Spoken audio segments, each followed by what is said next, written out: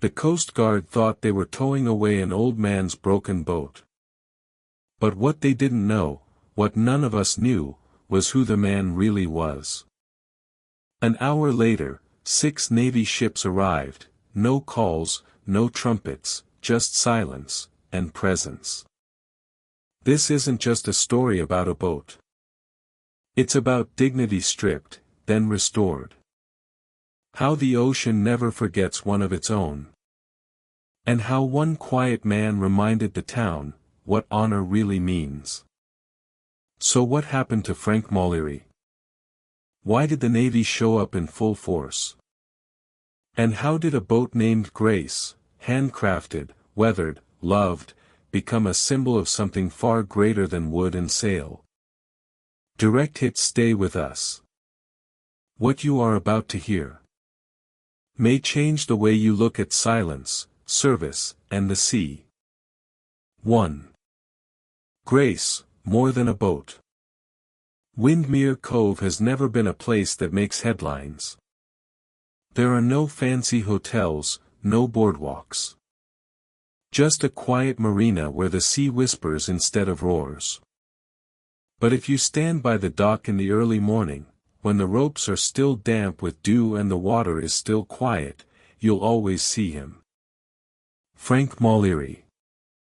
He's walked the same route every morning for nearly 4 decades. Hands in pockets, a measured pace. A nod to joggers. A gentle morning with the teenagers working at the bait shop. He doesn't say much. But somehow you always know when he's not there. His presence is like the tide, subtle, reliable, always coming back. And at Pier 27, a boat named Grace is docked. A small wooden boat, worn with age, its brass railings gleaming in the morning sun. To an outsider, it looked too old, too plain, too slow. But to Frank, she was anything but ordinary. He'd started building Grace after he retired from the Navy, not because he needed a hobby, but because he needed to survive. 2 years ago, his wife had died. And grief, as usual, had cut deep into him. Some people drank. Some people closed off. Frank took up the hammer. He didn't need Grace to be fast. He needed her to be steady. Each plank was not just nailed down, but held together with memories. The left railing. That's where he and his wife used to sit fishing on calm days. The short canopy. Added after his nephew got sunburned one summer. Grace was more than a boat. She is a timeline, a silent map of love, loss, and resilience.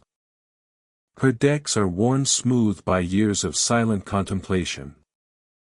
Her rudder, turned by hands that have faced storms, now finds peace in calm waters. And every brass screw, every knotted rope, holds a piece of Frank's healing. Grace is more than a boat. She is a lifeline, bit by bit, she has lifted a broken heart. 2. The day the ocean went still. That morning felt like any other. The gulls circled lazily overhead. The water stretched out flat and still, as if holding its breath. Frank had woken up early, as always. He packed a small thermos of coffee, checked his notebook twice, and made his way to the dock. Grace had a checkup sail scheduled. Nothing major, just a slow trip beyond the harbor to test the lines and clear her lungs before the youth seamanship program starts next week. Frank loved teaching. Every summer, kids from around town will gather to learn how to tie proper knots, read weather signs, and above all else, respect the sea. That was what he offered them, respect. Not through lectures, but through presence. Through patience. Jacob, his grandson, had helped him prepare the crates the night before. Salt tablets, extra rope, 2 sets of gloves. Everything was ready. The day, the boat, the moment, it all felt like habit. A sacred one. But as Frank untied the dock lines, something unfamiliar arrived, a government vehicle, pulling up beside the marina gate. Out stepped a young Coast Guard officer, crisp uniform, clipboard in hand. He asked politely for registration. Frank nodded, opened the compartment near the helm, and handed him a weathered folder. The kind of folder that had been checked a dozen times over the years. Every page was neat. Stamped. Up to date. The officer frowned. There have been new compliance updates, he said. Digital checks. Revised safety codes. Frank calmly explained that Grace had been grandfathered under the old regulations. She had passed inspection just 3 months earlier. But the officer wasn't listening. A second patrol boat arrived, bringing 2 more men. No words of comfort. No attempt to explain. They boarded Grace with practiced speed, opening compartments, checking gauges, lifting floorboards like they looked were for contraband instead of craftsmanship. Frank didn't protest. He stood aside, hands clasped loosely behind his back. His eyes followed every movement, not with anger, but with something older, deeper, disbelief. Then came the sentence. The one that landed harder than any storm swell. The vessel is being taken for safety holding. No explanation. No destination. They turned on the engine. The deck creaked. The motor coughed awake. And just like that, Grace pulled away from the dock without Frank on board. He didn't chase her. He didn't yell. He just stood there, holding the rope that had once tied her to shore. What do you do when the last thing holding you together is taken from you, without a word? 3. A grandson's fury, a nation's memory. Frank didn't leave the dock. Long after Grace disappeared into the gray horizon, he remained, rooted to the bench that faced the water. His hands rested in his lap, still stained from rope and varnish. Beside him, his leather-bound logbook sat unopened, its final page still blank. People passed by. Some paused. Most didn't know what to say. A few teens, unsure what they were witnessing, filmed the moment on their phones. One uploaded it with a vague title. Old Man Loses Boat. No context. No story. Just a man and a missing vessel. But across town, Jacob Moleri, Frank's grandson, was watching something else entirely. He'd just finished cadet training for the day when the video popped up in his feed. For a split second, he thought it was someone else. The image was grainy. The lighting poor. But the stillness, the posture, he knew it. That was his grandfather. That was Grace. And that wasn't right. Jacob moved fast. He made phone calls, one to his academy contact, another to a former instructor who had ties deeper in the naval network. His voice was clipped, angry, restrained. They took Grace. No warning. No protocol. Just took her. He didn't ask for revenge. He didn't even ask for action. He just told the truth. Clear. Honest. Undeniable. What happened next wasn't planned. It wasn't organized. It wasn't protocol. But the Navy listened. Because the name Moleri still meant something. Because somewhere, Someone remembered an old engine room, a man with burns who refused medals, and a report quietly filed away under acts of exceptional service. And now, that man's boat had been taken without cause. Sometimes it's not the loudest voices that bring change, but the loyal ones, quietly passed from one generation to the next. 4. 6 shadows in the fog. The fog came in fast. Too fast for Windmere Cove. It wasn't the kind of morning mist the town was used to, this was thicker, lower, rolling in like something alive. Within minutes, the horizon vanished. The harbor turned ghostly. The air was heavy, and sound seemed to move slower. People noticed.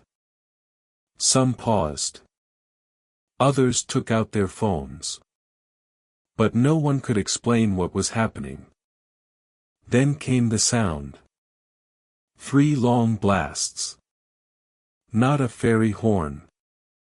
Not a fishing boat. This was different, deeper, older. It vibrated through the dock planks, ran up your spine, and settled somewhere behind your ribs. Frank heard it. He looked up, sharp. His posture straightened.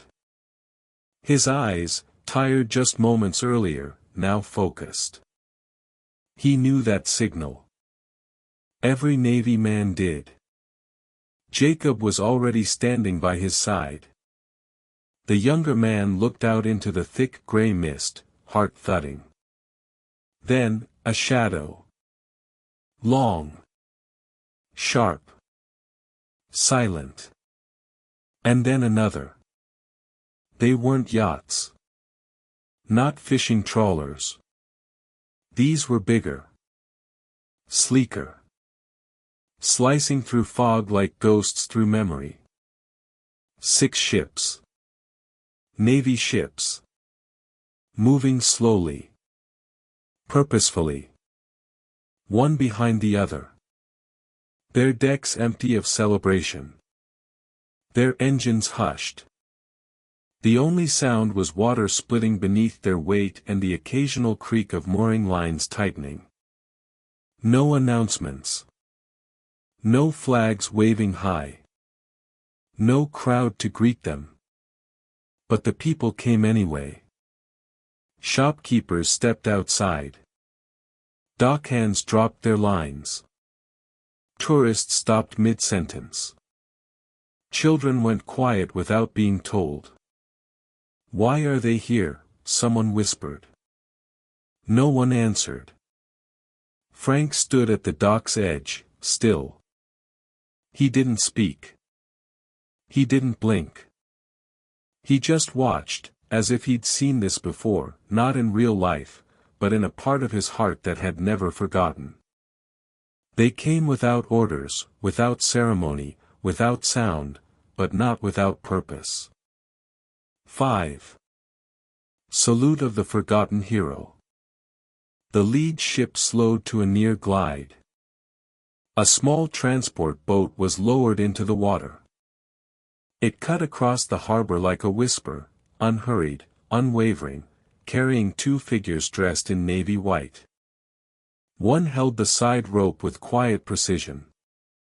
The other, older, held a folded American flag tight against his chest.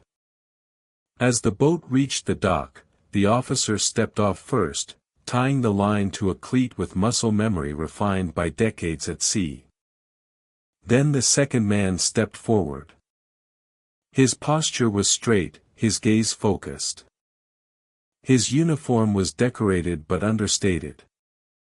No medals jangling. No ribbons flapping.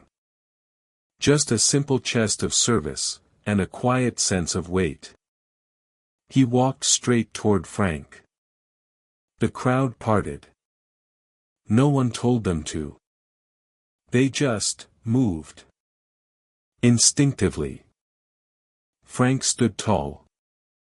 When the admiral reached him, they exchanged salutes, 2 hands raised with perfect timing, then lowered in unison. The admiral didn't raise a microphone. He didn't call for attention.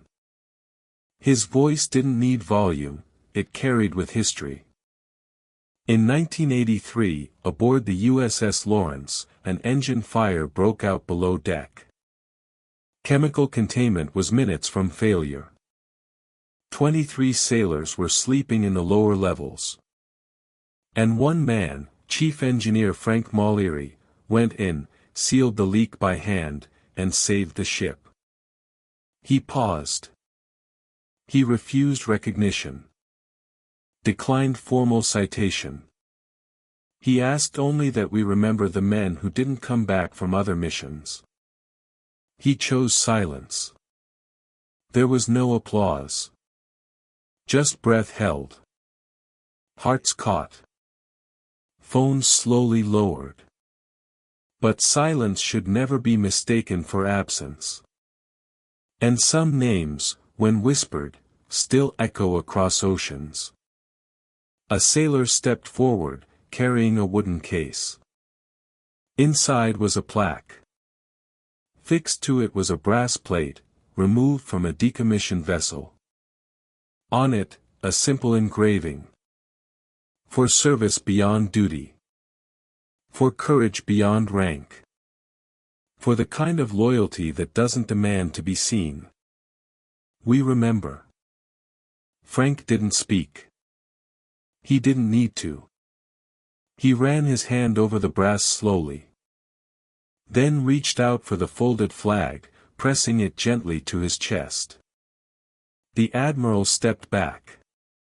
And with a quiet command, all 6 Navy ships' decks aligned. Hundreds of sailors raised their hands in salute. It wasn't loud. It wasn't dramatic. But it was the most powerful silence the town had ever heard. Some heroes are never forgotten, not because they asked to be remembered, but because they quietly earned it. 6. The sea remembers. The admiral didn't linger. After the salute, he offered Frank one final nod, one that spoke not from rank, but from respect.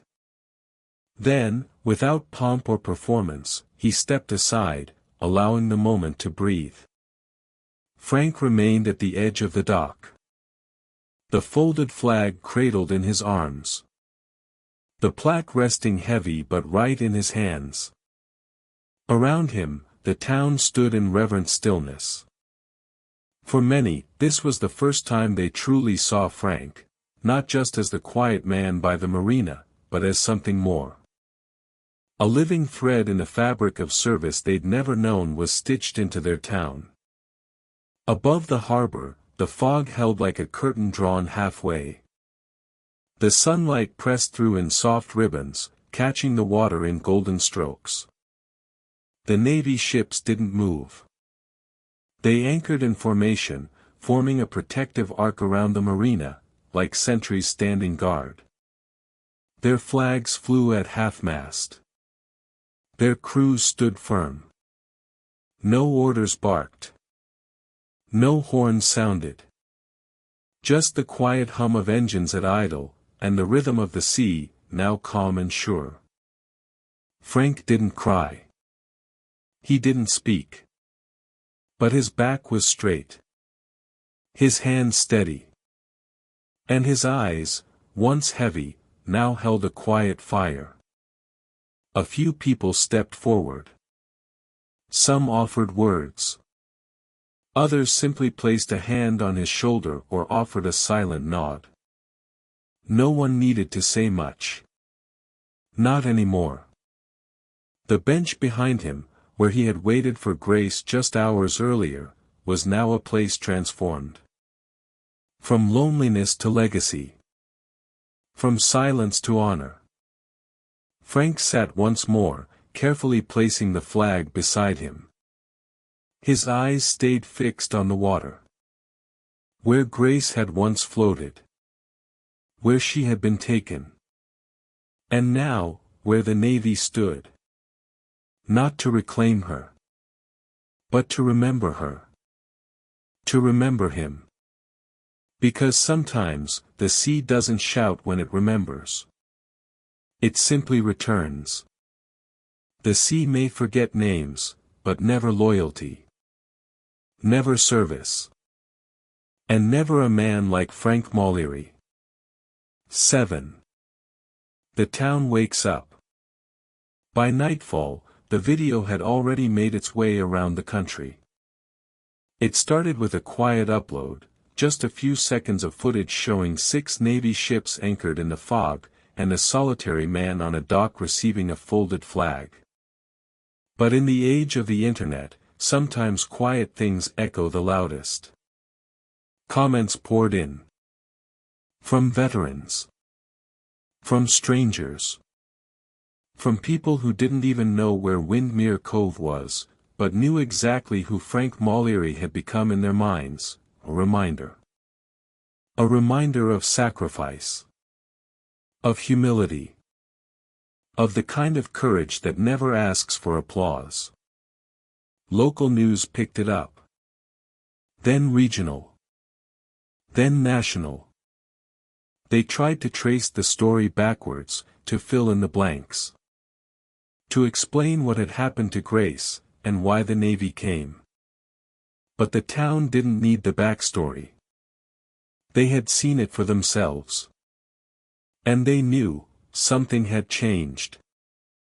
The next morning, the marina was different. Not in color.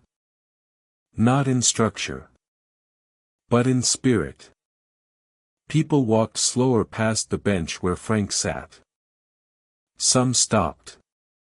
Others brought coffee or warm pastries. They didn't say much. Just small gestures that spoke volumes. We saw. We didn't know. We're sorry. The mayor called personally to apologize. The town council held a special session. By noon, they had voted unanimously to place a permanent plaque near Frank's bench, not to glorify, not to dramatize, but to remember. It read. Frank Moleri. He served in silence. And the sea remembered. Meanwhile, something else was quietly unfolding. The Windmere Cove Marina launched a new youth seamanship program. They named it after Frank, but he kindly asked that his name only appear in the paperwork, not on the banners. Let the kids own it, he said. I just want them to learn to tie a proper bowline and treat the sea with respect. And so they did. Frank became the program's first advisor.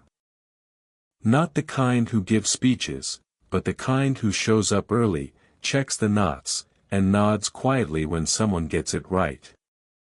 Not all heroes wear medals. Some wear flannel. And carry logbooks.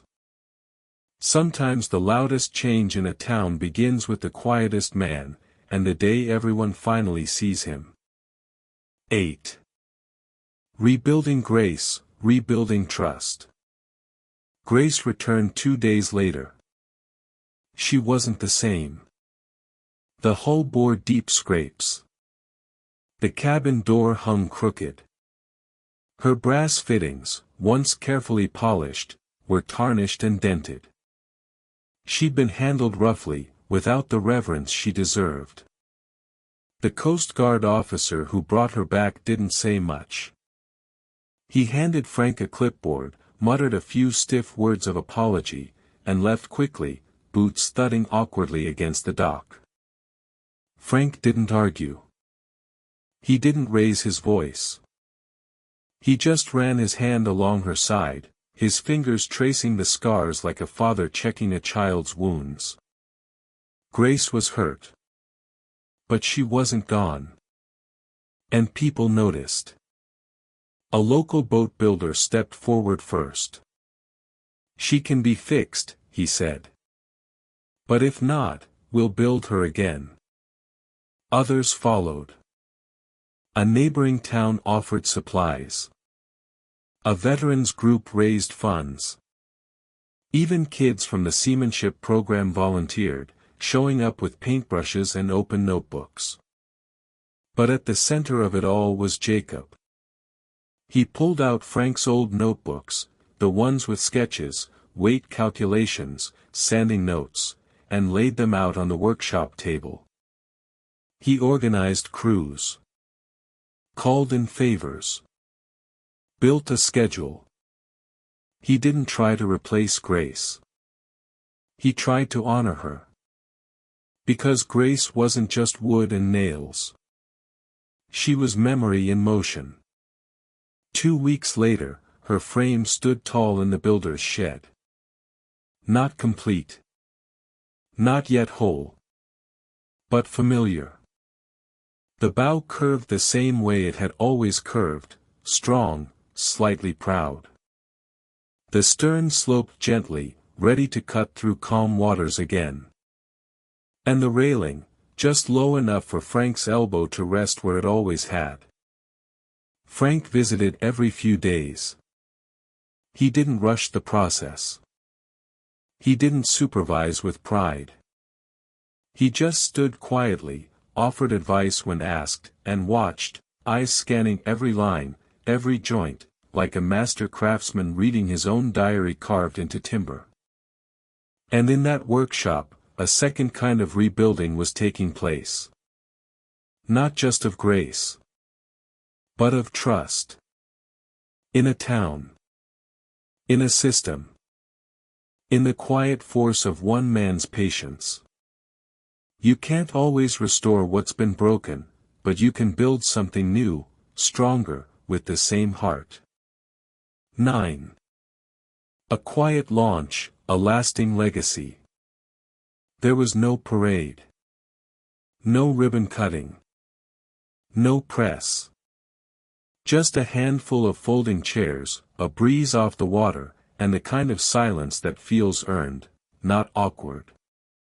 The town had insisted on a ceremony. Frank had insisted it be small. So they compromised.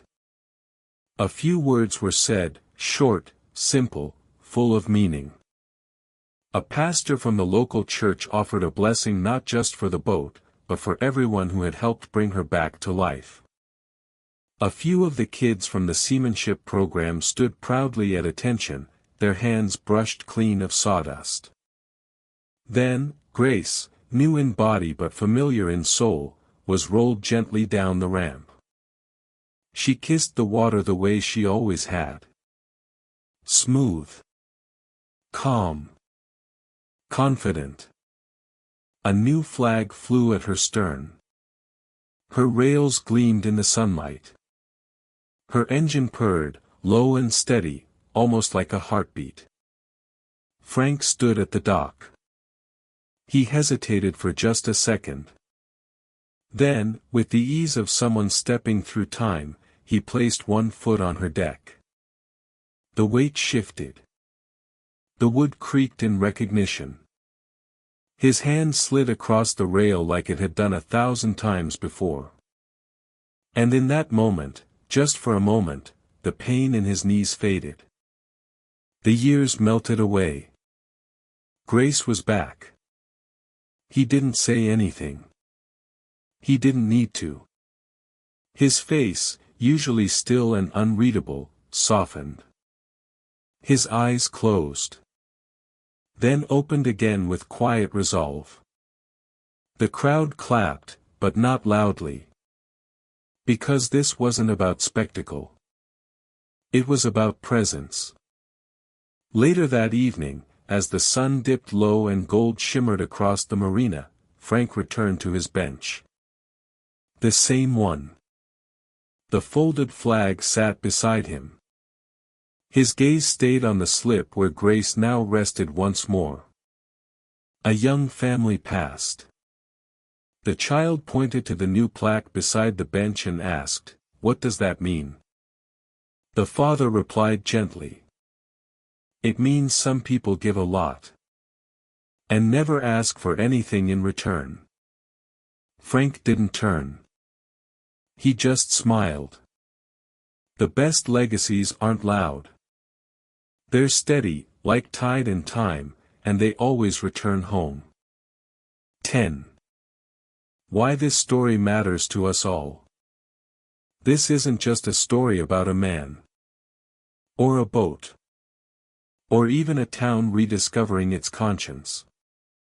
It's about something we all recognize deep down, the quiet dignity of those who serve without ever asking for thanks. The people who build, who give, who show up day after day, even when no one's watching. Frank Moleri didn't want justice. He didn't want headlines or hashtags. He just wanted grace. Because to him, she wasn't just a vessel. She was a memory.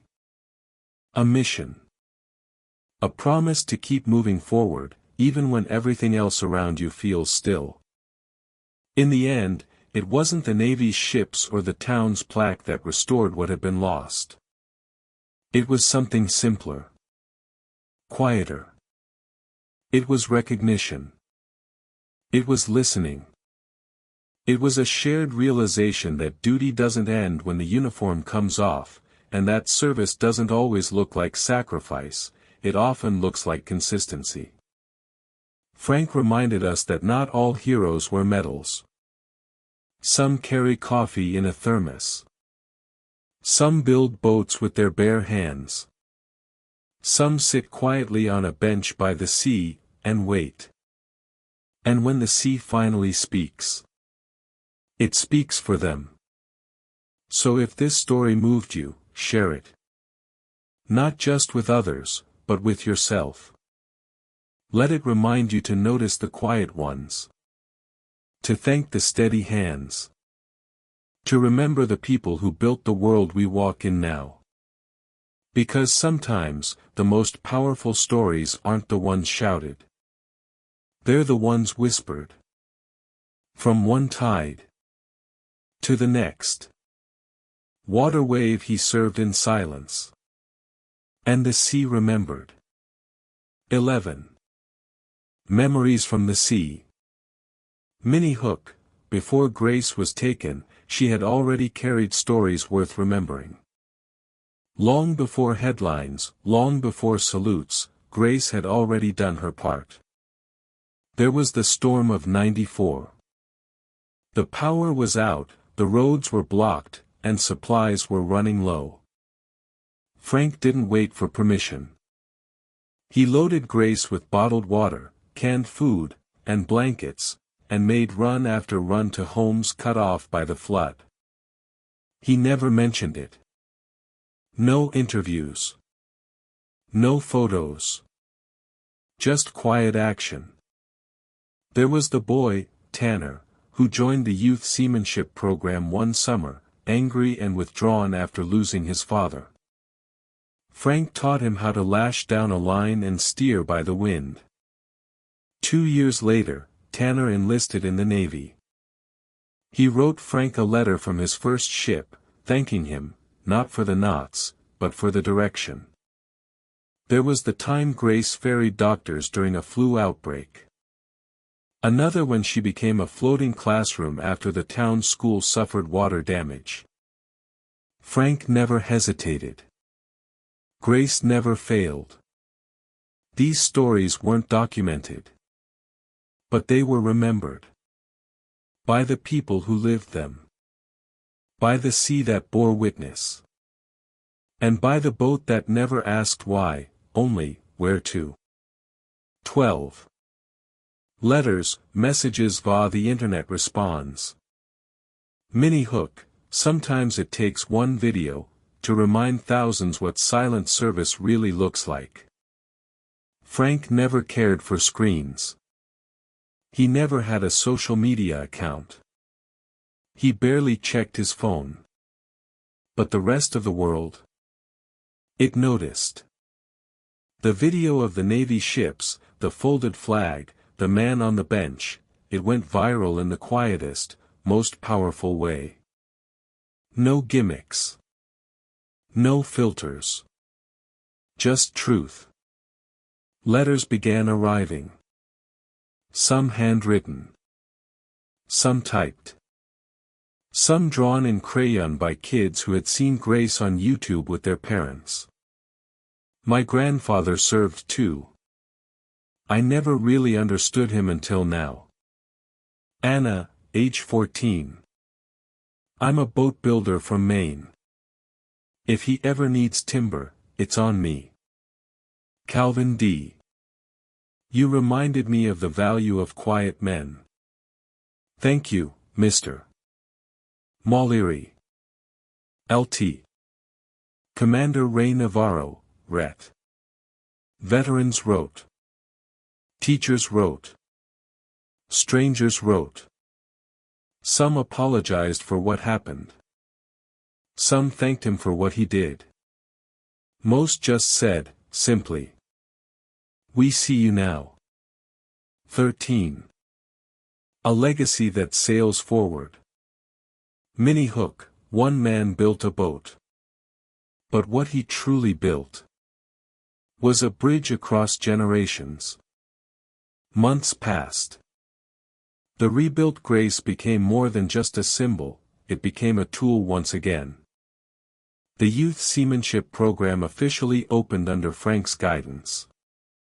Not with pomp or cameras, but with instruction. With ropes and buoys. With stories that weren't found in textbooks.